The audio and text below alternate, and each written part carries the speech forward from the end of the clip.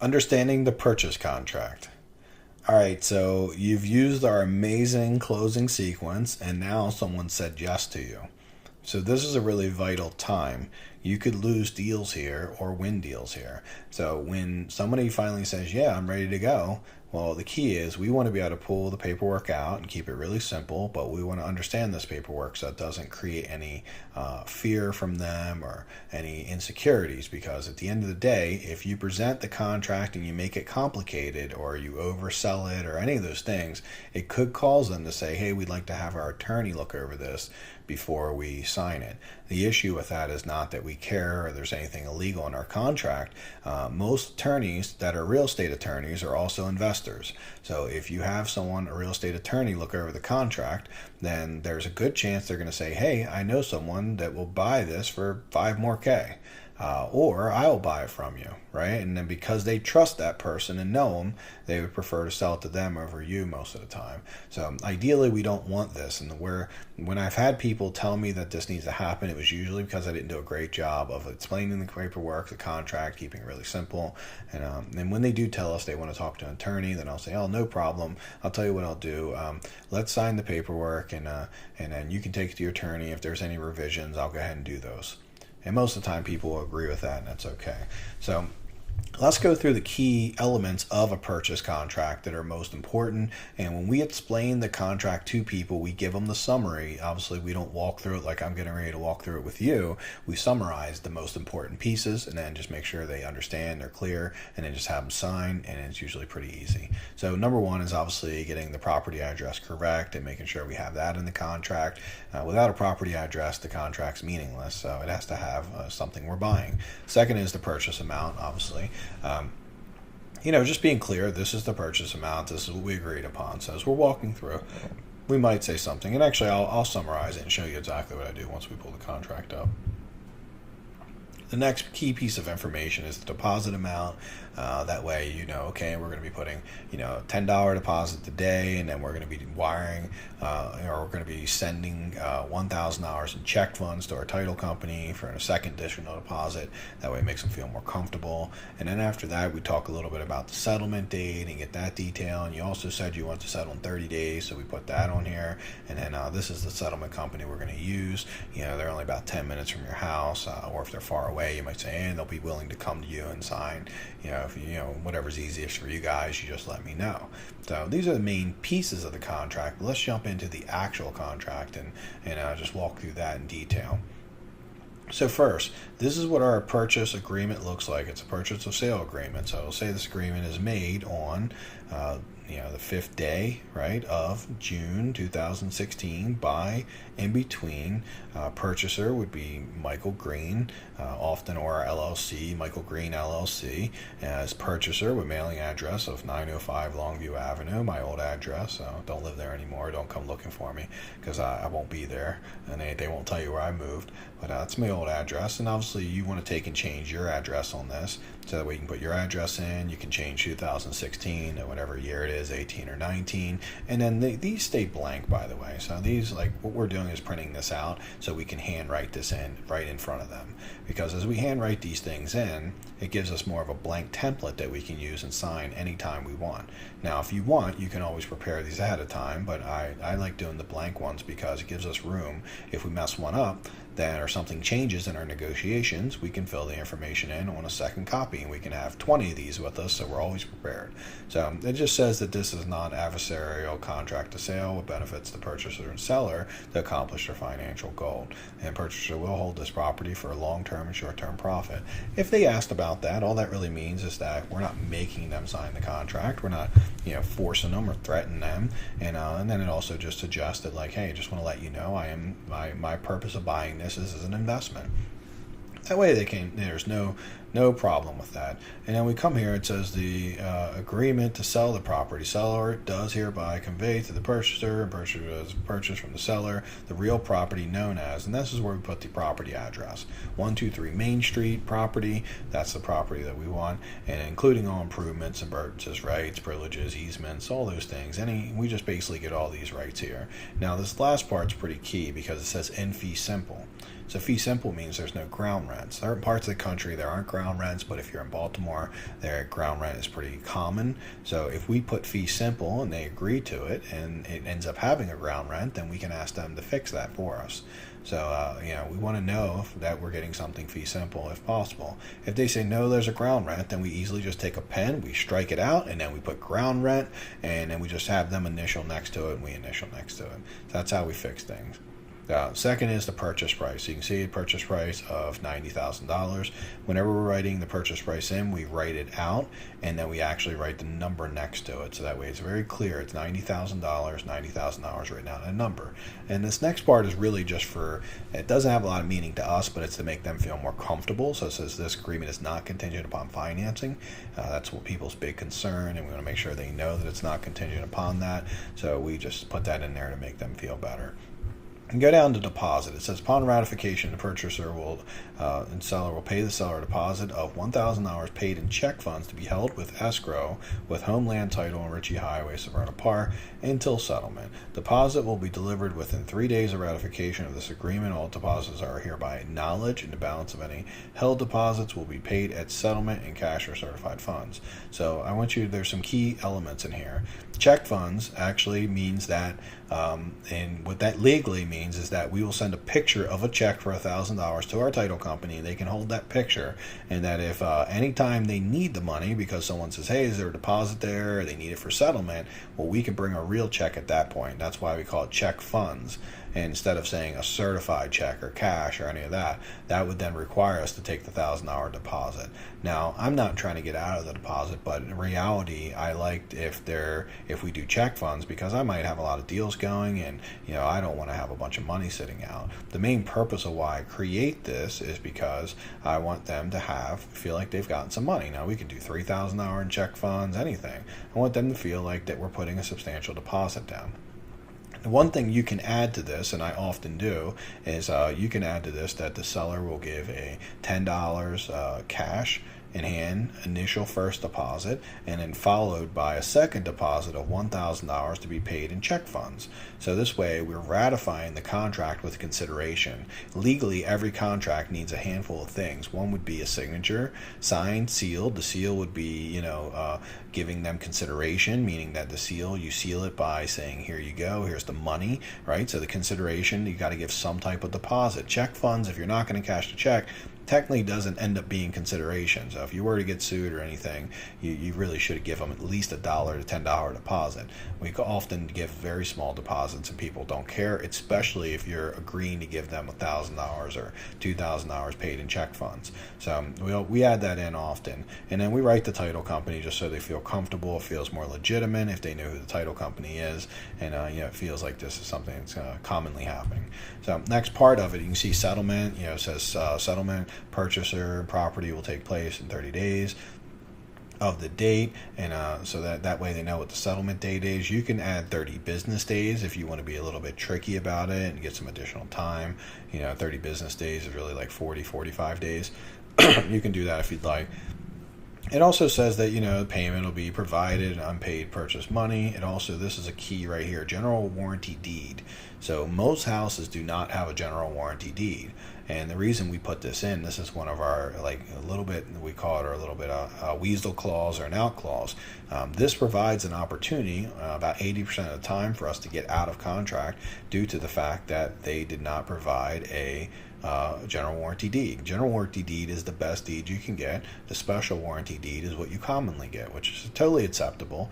But we ask for the higher level one because most people won't say anything about this. And if we decide there's a problem, then this could be a negotiating point later on. And say if we're wholesaling it and we put it under contract for 90 and the best offer we have is 89, we might want to go back and say, look, there's no general warranty deed, and we're going to have to do a special warranty deed, which takes the value of the property down.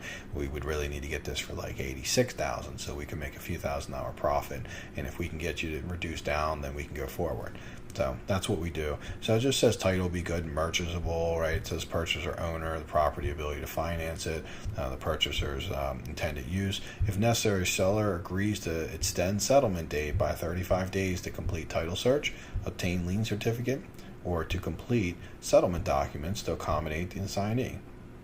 So the reason we put this in is because if they ask what it is, we can just say, look, if you have title issues, we're granting you an extension. So that way you can have time to fix anything you need. So you don't have to worry about us jumping out the deal because you didn't settle on time. So this is in your best interest. With that being said, sometimes people don't like it, and if we have to take it out, we do. If we can leave it in, then that's great. The next thing it says, purchaser and seller will split equally all transfer costs and closing costs. We need to add in there. And you can add in closing and transfer costs. That way we can be a little more clear. And we always start with split equal, but if they say anything again, we can always cross it out and put that the purchaser will pay all the costs. But we start with this because a lot of times people don't care one way or the other, and that's an extra few $1,000 we get to make. We also, right under that, seller will cure at their expense any outstanding liens, encumbrances, or judgments. So that's just saying if they have any things they need to deal with, then they're going to take care of that. Next is property condition. Just says that they're going to be selling us the property and in the same condition as when we signed the contract. So if there's any major issues that happen to this while we're under contract, then obviously that gives us the option of deciding whether we want to go forward or not, because they're not able to deliver it to us in the same state that we bought it. There's like a major roof cave-in or a flood. All those things could make the value of the property very different, so we'd want to have that option. Now, this next part is actually another one of what we call our out clauses, and it says, should any major or structural defects be discovered, purchaser will have the right to cancel this agreement. Now, this is very vague language. I personally would never sign anything with this because it doesn't really mean anything. Should a major or structural defect be discovered? Well, a major defect could be, hey, we found out the HVAC's not working, or we found out we need new windows. Like, these are things we probably already knew, but would be considered major defects. Now, when they ask us about it, we'll say, hey, well, this is here in case there's any structural defects. You don't have any structural problems, right? And they'll say, well, no, we don't have any structural problems. Okay, well, then this won't be a big deal then. But if we ever absolutely needed to use this clause, we would, and it would give us the option of getting out. Now, I want to be really clear. You're seeing in my contract that I have a handful of ways of getting out of contract legally, but I recommend that you never use them. I can tell you I've done about 1,100 deals, and about 400 of those are wholesale deals, and I don't make it my business to sign contracts that I'm going to have to use these clauses. But for whatever reason, if you had to use these techniques, they're there. But I would tell you the better way of doing business is to have these there for protection for worst case scenario, but make it your mission to not ever have to use them. Because at the end of the day, these are called weasel clauses for a reason. If you ever have to use one of these, you will be a weasel, and you'll be judged, and you'll have to look in the mirror and know that you didn't keep your promise. So I always recommend trying to be a little higher level about these things. And if you do plan on potentially not buying the property, then you should consider being upfront about that and telling them that, well, at $80K, I would want to sell this to my, take this to my investment partners.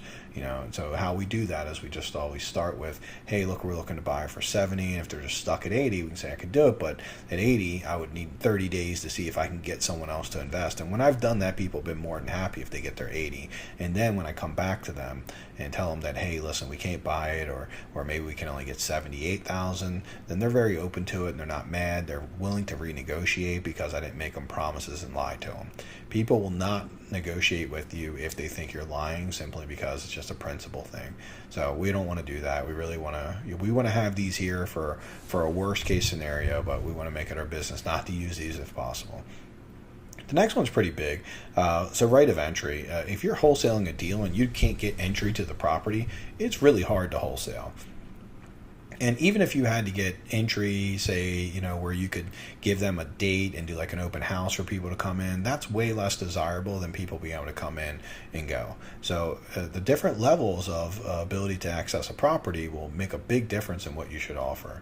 So I've done deals where you couldn't access it, but if a person's going to buy a property sight unseen, not look inside, then you're going to have to give a price that is going to be relative to like the risk they're taking. So you're going to need a pretty big discount for that.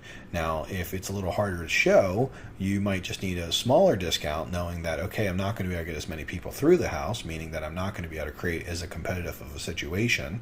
So there's a really good chance that I'm going to need to buy this cheaper and sell it a little cheaper, so it's clearly a deal.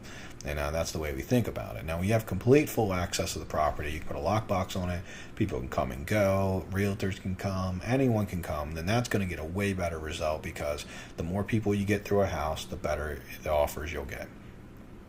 The next is the right to market. So we put on just recently, we have a deal that we're wholesaling, and the seller called me and said, hey, I noticed my property's listed online for sale for 10 more K than you have it under contract for. And I let them know that I'm pre-marketing the property, because I do bring investors in, and I want, as soon as I own the property, I want to be able to get going on selling it. So I put it out to sell, and I'll say, if you look at your contract, and this is what saved me, by the way. He pulled it out. He's like, let me look at it. And I said, look at the right to market. And he's like, a seller authorizes, placed at Metropolitan. That's the MLS system to market. It says to market property for resale or lease for any means necessary, included but not limited to private treaty, public auction, to accomplish its financial goals prior to settlement. So we're doing all this marketing ahead of time, and the way I explain it is that if I can do all this marketing, then I can offer you more money. Part of why I'm able to offer more money than most people is because I'm efficient, I'm marketing ahead of time, I'm being creative in how I get things done. And then I'll usually say to them, and it doesn't really matter to you as long as you get the money we agreed. And it's very scary how often people, as long as I get what I agree, I don't care. I just was nervous because I seen it and I didn't know what that meant to me. I was like, it means nothing to you, it doesn't affect our deal. You're still going to get everything we promised. This is just a technique we use so we can offer you more. And because I did want to get you the most money, and you told me you wanted the most money. So I'm doing all this just as a means to be more effective and more efficient. Most of the time I tell them that we're all good. Agency's the next one. This is simple. We're just basically letting them know there's not a commission due whether we're an agent or we're not an agent. All important. Many states, if you are an agent, you want to disclose to them, at least in this contract, that you are, so there's just no misunderstanding that you're representing them. This last part says entire agreement is just saying that this is everything. So it's basically essentially saying that everything we agreed upon is in this contract, and no deals made outside of this contract would be legally binding. So, we put in that, hey, we'll throw you an extra $2,000, and if it's not in this contract or there's not an addendum to this contract, they couldn't legally enforce that.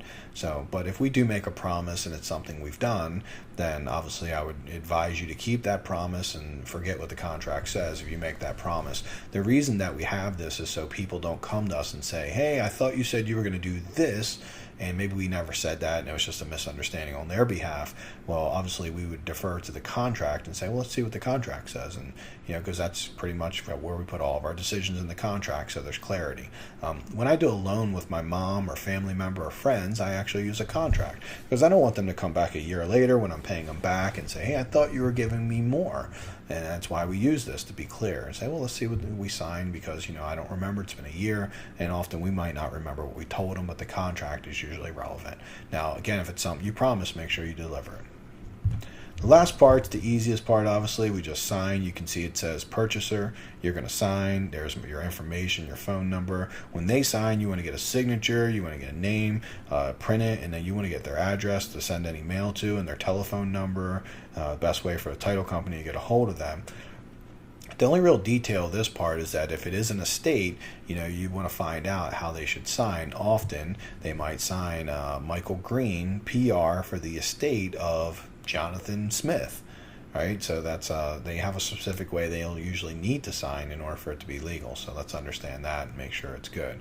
Now, the key to what I want to show you very quickly, and then we'll be done this section, is this is how we would go through very fast. And I generally take about 2 minutes to go over this contract with them and then stop as they ask me to. If there's something I go over quickly and they say, hey, well, tell me more about that, then I stop. I let them tell me where they want to hear. So I might say, hey, Mrs. Smith, this is our paperwork. I don't call it a contract. I call it paperwork. Contracts sound a little more scary. This is the paperwork we use to get you to settlement, just to, for us to use to get this done for you and get you the offer that you want. And it's very simple. It basically just says that on the 5th day of January 2016 that, me, Michael Green, I'm the purchaser, my mailing address is here, and you Mrs. Smith, is the seller with your mailing address, is that accurate? And he has to agree, that's all good. And then essentially we go here and just, this is the property we're buying. We'll go right to here on this property line, and that's the right property address, correct? Oh, yes. And then purchase price is $90,000. That's the number we agreed upon. Yeah. And this just says that we're not going to need any financing. So, it's not contingent upon that. And then we're going to be giving you a $10 deposit today. And then within 3 days, we're going to deliver $1,000 in check funds to our title company. So that way you'll have an additional deposit to secure the deal. And then go here, we got settlement. That's going to happen 30 business days, just like we discussed. And then this right here just says the condition of the property. Essentially, you're going to deliver the property in the same condition as when we signed this contract. So make sure you keep any insurance on it or anything if anything happens before settlement. Next piece is just saying that we have right to entry. So obviously we talked about we're going to need to put a lockbox on the property, get our contractors through, and just get estimates so that way we can be prepared and get the settlement as fast as possible. And like you said, you wanted us to get the settlement sooner if we could, right? Okay, yeah, this will help us do so. And then we have right to market. So we market the property ahead of time just so we can get you more money. Part of how we were able to offer you a little bit additional money today was because we're going to market ahead of time. This doesn't affect your property or anything else. Just let you know we're doing that. That way you won't be surprised by it. Next one's agency. It just says that I am a licensed real estate agent. However, I'm not. There's no commission due. I'm not going to charge you a commission, and I don't represent you or anyone in this transaction. I'm just me and you are just buying and selling a house together. And the last thing just says that everything we agreed upon is in this agreement. And if you agree with all that, then all we need to do is just sign right here, and we're all done. See how quick that was? It was about 2 minutes. And that's how we want to explain it. And now along the way, a lot of times they'll say, okay, where do I sign? And they're all good. Now, if they ask questions along the way, then we slow it up and we make sure we answer those questions. What we don't want to do is answer questions they haven't asked. So if they don't ask the question, then we don't answer it. So this is how you sign a contract. This is a very simple version of it. You can see this is like a 1.5 page contract. Very easy. You want to explain it as that, like, hey, when they say I need a lawyer, you say, no, this one's written in English. It's really simple. You can read it and understand it. I'll explain through. If you think after the fact that it's something you need a lawyer to look at, you're more than welcome to have them do that. But I think that when you see it, you'll realize it's pretty simple. It's just to the point. And people are like, okay, that makes sense. And that's how we get them to sign this contract. And this is truly a simple contract. It's just a very legal. It works perfect. We used this for years. I got this from my first mentor. He had used it for years, and I've been using it ever since then. I mean, this particular contract, all 1,100 deals we've done, I would say not all, because some came from the MLS and we had to sign it different, but all private deals we've done over the years have been done with this contract. So again, though, I'm not an attorney, so I do want to have a disclaimer. I do recommend if you really are passionate about being perfect or not being sued or winning in court, if you had to go through any of that, then you might want to have a lawyer look over it. But I can tell you, for me, this is what I've used, and it's been very acceptable, and I've not had any issues with it.